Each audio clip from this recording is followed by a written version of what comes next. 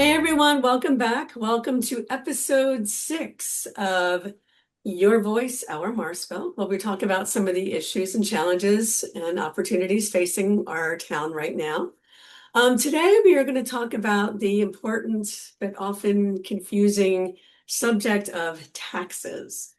There's always the joke, there's two things short in life, death and taxes. So today we're going to be talking about the taxes part of that equation. We all want to know, how are taxes collected? How is the money prioritized? What actually gets paid for out of what? Um, and what kind of oversight there is in the budget. As a resident of Morrisville, I know that taxes are important for our borough, but like many, I have questions about how that tax money is being spent. So today we're joined by council candidate Peggy Walsh, as well as current council member Kathryn Price-Englehard, and former council member Fred Kerner. And so we're going to talk about the process, help answer some of these questions, and just make things a little bit more transparent where we can. So I'm going to throw this over to you, Kathryn. What do our property taxes actually pay for? And just to be clear, I understand that there's our bigger tax bill, which is our school tax, and that's a whole separate entity unto itself. So we're just talking about the municipal taxes right now. So as well as the EIT, the earned income tax. So if you could just explain a little bit about those taxes. Well, if you own a home, you're going to pay property taxes. If you rent a home or an apartment, those taxes are built into your rent. And either way, we're all chipping in. And that money keeps our town running. You talk about police, it pays for that. Fire, EMS. I hate to say trash pickup because we have some issues about that, and snow removal and fixing our roads and maintaining our public buildings, our parks, and keeping the library open. And also a portion goes to supporting our county services. And these aren't extras. These are the basics that every town needs to survive. And when you don't get enough funding, we feel you can all feel it. You slower emergency response, rougher roads, which we've experienced, less safety, and the parks and the community spaces aren't just the same. As Debbie Colgan and I talked with Third Ward residents during the primary campaign, many said they were happy to finally see their EIT going to Morrisville rather than in municipalities where they work. I know that I paid EIT to Newtown for over 20 years when I worked for Council Rock, and I would have been very happy to see my money go to the borough instead of Newtown. Can you tell us why the EIT was developed?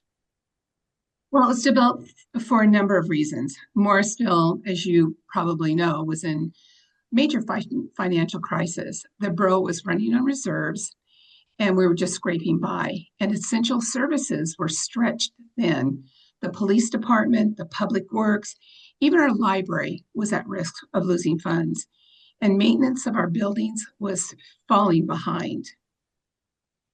I really think the EIT makes sense. It's a progressive tax based on what you earn, not on what you own. Retirees and seniors on fixed incomes do not pay it, and Social Security and pensions are exempt. So it eases pressure on property taxes, which hit working class families and elderly homeowners the hardest. And in fact, the EIT allowed our property taxes to be reduced 7.5 mils for the last 2 years. Yes, that has helped a lot. The earned income tax helped Morrisville to finally stabilize our finances and start planning for the future. Instead, we were stumbling from one crisis to the next. There are some council members that opposed it. They refused to face the problems head on and continued to let our services go under funding, avoided any real talk about raising revenue, and let the borough slide deeper and deeper into distress. The truth is, ignoring a funding crisis does not make it disappear. And that's what we were doing. And thanks to the EIT, we covered our shortfalls. We stabilized our finances, and we finally began to began making progress. The truth is, ignoring, as we said, doesn't make it better. And thanks to the EIT, it helped us become more progressive.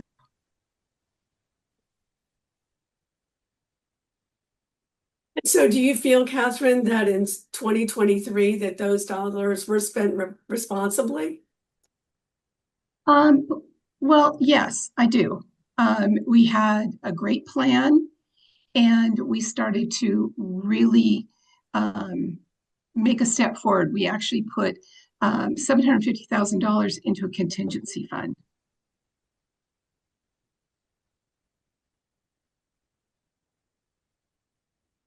I don't see that money reflected in the 2025 budget.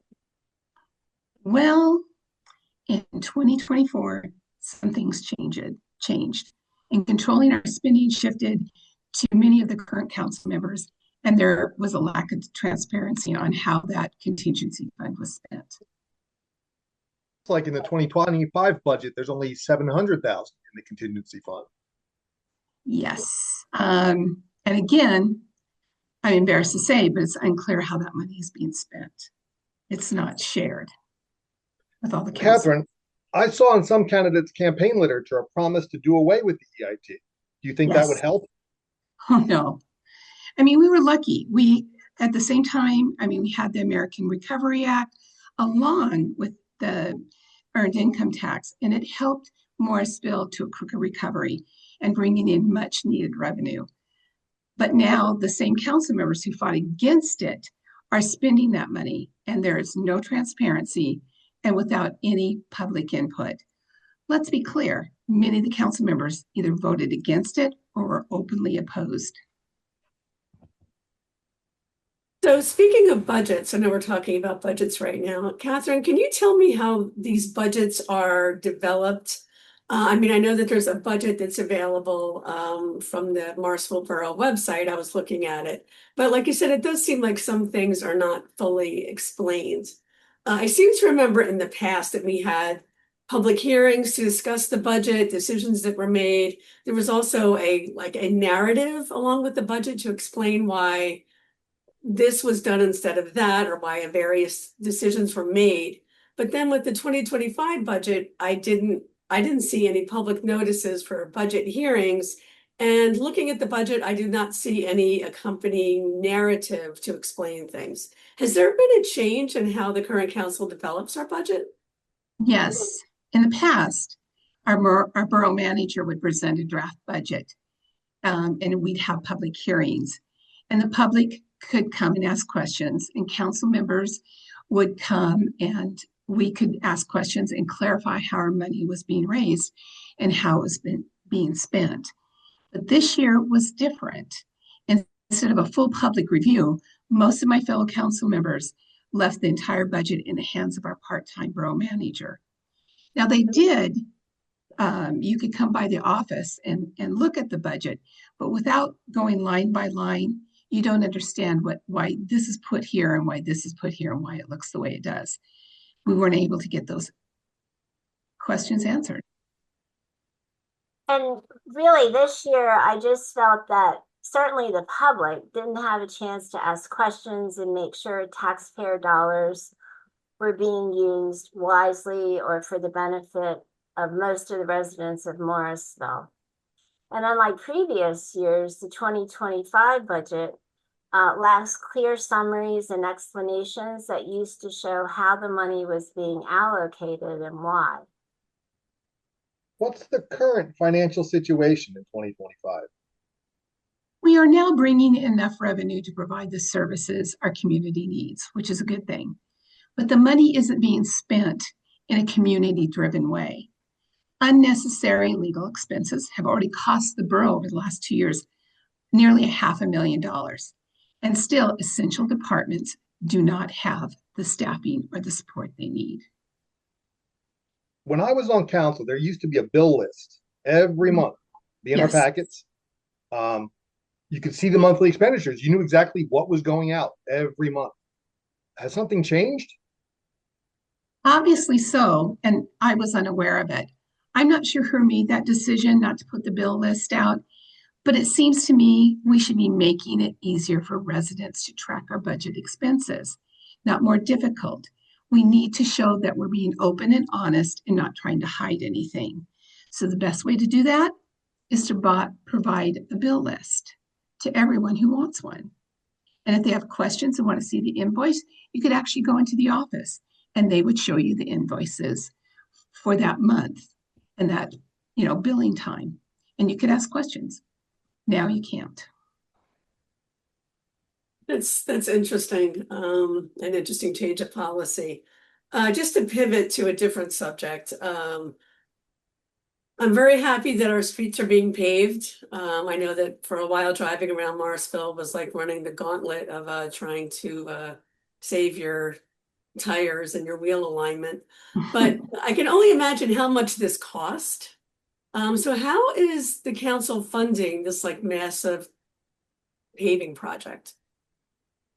With a 25-year bond that will cover half the streets in the borough, which is fine, except we never sat down as a council and figured out how we're going to pay for the other half of the borough and where that funding will come. There was never discussion, a comprehensive approach to the fund, the entire borough.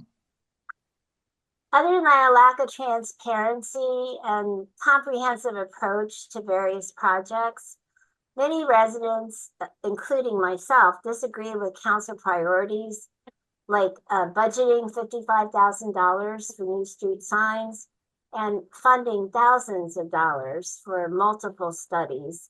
The latest is the study to fund looking at where we can build a parking garage on Bridge Street, which I'm not sure that we need on Bridge Street. And they do this without putting a dime into the children's summer programs, which are very well attended by the children, and just fully staffing the library. We're 3 people down in the library, and we've yet to have a posting for any positions. Also, board members have not been reappointed to the library, although they put in their letters for a couple of months now. So I think many people would like to see some funding at least being given to keep our library functioning properly, and also to support community events in the park, which this council has also refused to put a dime toward. Wow, this is been a very interesting and illuminating conversation about our budget, how our tax dollars are being spent, the EIT. I think like other residents, I would like to see some more transparency and community involvement.